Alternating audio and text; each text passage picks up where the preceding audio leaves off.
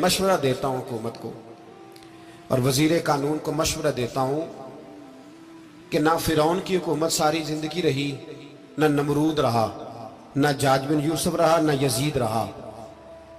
और यार दरबारी बन के हुक्मरानों की चापलूसी करते करते तुम यहां तक आ गए हो कि अब नबी पाक की इज्जत को आंच डालना शुरू कर दिया है। और आप यकीन करें सियासी जमातों का इतना बुरा हाल है कि इनके लीडर के बारे में कोई बात करे तो पागल हो जाते हैं ये एहतजाज कर करके। और उसने डायरेक्ट कह दिया कि खत्म नबूवत का मसला ही कोई नहीं, जो दीन की बुनियाद है, किसी को परवाह नहीं।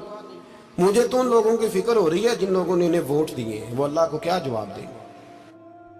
और ये अल्लाह माशाल्लाह सारी सियासी जमातें इस तरह की। और मेरा वजीर कानून साहब को भी मशवरा है कि जिंदगी बड़ी थोड़ी है, बड़ी थोड़ी। अल्लाह सबको माफ करता है, अपने रसूल के गद्दारों को माफ नहीं करता। और यहां तुम्हारी गाड़ियों पे झंडे लगे हुए हैं, वहां भी तुम्हारे झंडे लगेंगे, पर इसलिए लगेंगे कि ये गद्दार है नामूसे रिसालत के। ये झंडे लगेंगे। शर्म करो और डर जाओ, बस कर दो। तुम्हारे मुंह में अब दांत पूरे नहीं रहे। कोई शुगर का मरीज है तो कोई ब्लड प्रेशर का, तो कोई हार्ट का, तो कोई कैंसर का। शर्म करो और अपनी कब्र की भी थोड़ी सी फिक्र करो। बताओ पाकिस्तान के कितने सदर गुजरे, वजीर आजम गुजरे, तो उनकी कब्रें कहां हैं? कोई जाता है उनकी कब्रों पे? किसी को खबर है? क्यों अपने लिए जहन्नम इकट्ठी करते? सारा कुछ दुनियादारी रह गई है, सारा कुछ सिर्फ यही रह गया। हजरत अबू बकर सरदार थे, हजरत उमर सरदार थे कबीले, हजरत उस्मान सरदार थे।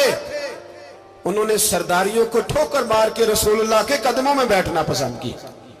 सरदारियां छोड़ के गुलाम बन गए। तुम सरदारियां बचाने के लिए रसूलुल्लाह की गद्दारी करते हो, शर्म नहीं आती?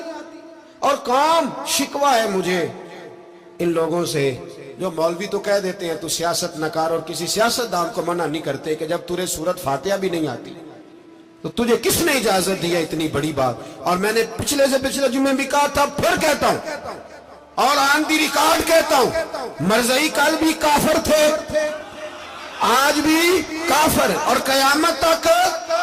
और जो उनके कुफर में शक करे वो भी, और पक्का बेईमान है, काफिर है। वो वजीर कानून हो या सुबाई हो या विफाकी हो, मन शक्का फी कुफर ही फकत कफर। जो मरज़ई के कुफर में शक करे वो भी काफिर है। हमारे रसूल आखिरी रसूल है। हम किसी को ये इजाजत नहीं देंगे कि वो खत्म नबूवत में रखड़ा डालने की कोशिश करे। हम किसी को ये इजाजत है। और तुमने कौम को लूटा, लूटते रहो, अब ईमान पे डाके तो ना डालो। तुम्हें दौलत लूट के पेट नहीं भरा, अब ईमान लूटना शुरू कर लिया।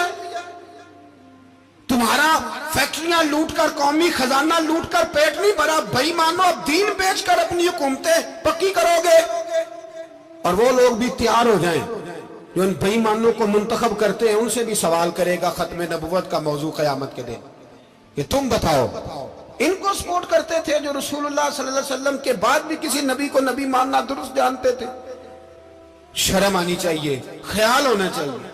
और मैंने कहा कि हमारा दिल नहीं चाहता, आप यकीन करें, हमें शौक है जुलूस निकालने का, तुम्हारे खिलाफ बातें करने का। तुमने रोज थर्मामीटर निकाला होता है, चेक करते हो कि ईमान कितना है कितना नहीं है। ये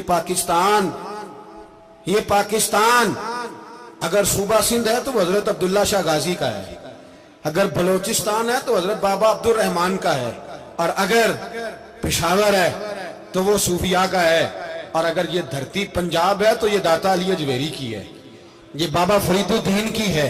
इसमें किसी गद्दार को कब्जा करने की इजाजत बिल्कुल नहीं मिलेगी। और हम वो लोग भी नहीं जो चुप करके अंदर सोते रहे, कौम जो करती है करती रहे, हमें परवाह नहीं। ना, ऐसी कोई बात नहीं। कोई बंदा ना समझे कि इन्हें होश नहीं, इन्हें पता नहीं, हमें सारा कुछ ही आता है। फिर अगर कल को कोई मुमताज कादरी पैदा हो गया तो शिकवा ना करना। कल को कोई फिर से आमर चीमा निकल आया तो शिकायत ना करना, याद रखना।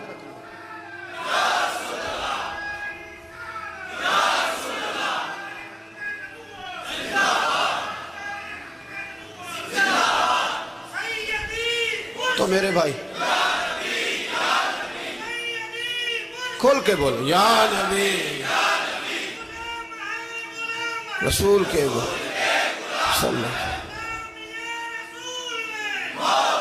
تو یہ مشورہ ہے.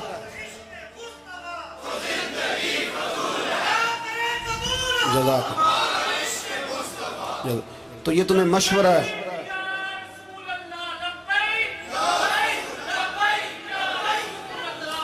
میری بات سنیں، یاد رکھیں، یہ لوگ بعد میں پچھتاتے ہیں، پھر مناظرے کراتے پھرتے ہیں، اس نے صحیح کیا کہ غلط کیا، پھر انہیں ہوش آتی ہے بعد میں، پھر ان کے ہواری نکل نکل کے میدانوں میں دلیلیں دیتے ہیں. اس لیے ہمارا مشورہ ہے انہیں کہ یہ اپنی حد میں رہیں، اور جو کام تمہارے ذمہ، میں نے کہا نا تم نے بڑا لوٹا، یہ قوم روز تمہیں موقع دیتی ہے لوٹنے کا، یہ موقع دیتی ہے، تو تم نے دولت لوٹ کے پیٹ نہیں بھرے، اب ایمان لوٹنے کے چکر میں آ گئے ہو. یاد رکھو، مسلمان گناہگار ہیں، غدار نہیں ہے. تمہیں دولت لوٹنے کا تو شاید موقع مل گیا ہے، پر ایمان لوٹنے کا موقع نہیں ملے گا. تو اس لیے اس کو لگام دو. اور ویسے بھی کتا جو پالتو ہوتا ہے نا، اس کو گھر کے اندر سنگلی سے باندھ کے رکھنا چاہیے. یہ تمہارے بوٹ چاٹتے ہیں، بھونکتے ہیں تمہارے حق میں، وزارتیں لیتے ہیں. ہم نے تو کوئی وزارت نہیں لی تم سے، اور نہ ہمیں شوق ہے، اس لیے کہ ممبری کیا کرنی ہے جس کو ممبر رسول عطا کر دیا جائے. اس نے کیا کرنی ہے یہ ممبریاں جس کو پکا پکا ممبر رسول دے دیا جائے. تو اس لیے اس سے باہر آؤ. میں نے کہا بڑے بڑے نمرود، فرعون، قارون دفن ہے، تمہارا بھی نام تک نہیں ہوگا، بالکل نام نہیں ہوگا. اس لیے ہمارا مشورہ، اور آپ لوگ بھی آئیں نا یہ اگلے سال، تو ان کو کھڑا کر کے پوچھ لینا، اسلامی جمہوریہ پاکستان کا تم نے MPM نے بننا ہے، پہلا کلمہ ہی صحیح سنا دو. چلو خدا کا واسطہ یہی بتا دو کہ تمہیں نماز بھی ڈھب سے آتی ہے کہ نہیں. اور آپ کی موج ہے، آپ بٹھا لیتے ہیں سر پہ، کیا کریں، سمجھانے والے مفت گناہگار ہو گئے اور بہکانے والے سب تمہارے یار ہو گئے. اس لیے یہ چھیڑتے ہیں جان بوجھ کے.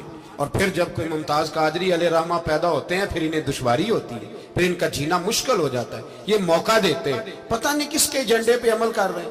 میرا سوال یہ ہے، میں نے پچھلے جمعے پھر میرا سوال ہے کہ میں پوچھتا ہوں، اس آدمی کو ضرورت کیا ہے ختم نبوت پر بات کرنے کی، جب امت مسلمہ کے متفق کا فیصلہ ہے کہ مرزائی کافر، اسمبلی نے بل پاس کر دیا کہ مرزائی، ان کو اقلیت قرار دے دیا، اور جب سے وہ اقلیت بنے، نہ ہم نے ان کی عبادت گاہ جلائی، نہ ہم نے ان کو قبروں سے نکالا، نہ ہم نے، بس ٹھیک ہے جیسے عیسائی رہتے ہیں، یہودی سے کس ملک میں رہتے ہیں وہ بھی رہیں، اقلیت بن کرے، کوئی اعتراض. پر تم انہیں کھینچ کے کیوں قریب کرتے ہو؟ تمہارا کیا جرانہ ہے ان کے ساتھ؟ بتاؤ تو صحیح.